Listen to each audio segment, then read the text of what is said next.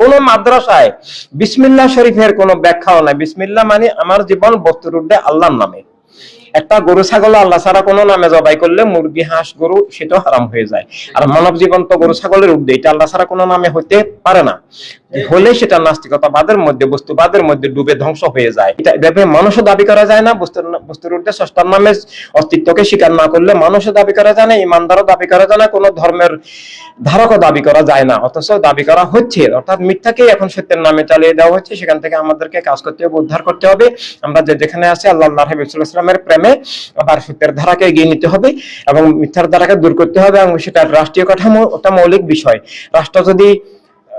রাষ্ট্র ক্ষমতা বাতিলের হাতে গেলে সত্যকে তুলে ধরা যায় না, মিথ্যাকেও মিথ্যা বলা যায় না। কারবালার ঘটনা তার প্রথম প্রমাণ। এভাবে যুগে যুগে কালে কালে তাই হয়ে আসছে। তাই আমাদেরকে রাষ্ট্র উদ্ধার করতে হবে। রাষ্ট্রকে মানবতা ভিত্তিক, জ্ঞান ভিত্তিক, সত্য ভিত্তিক, কল্যাণ ভিত্তিক, সবার অধিকার স্বাধীনতা ভিত্তিক করতে হবে।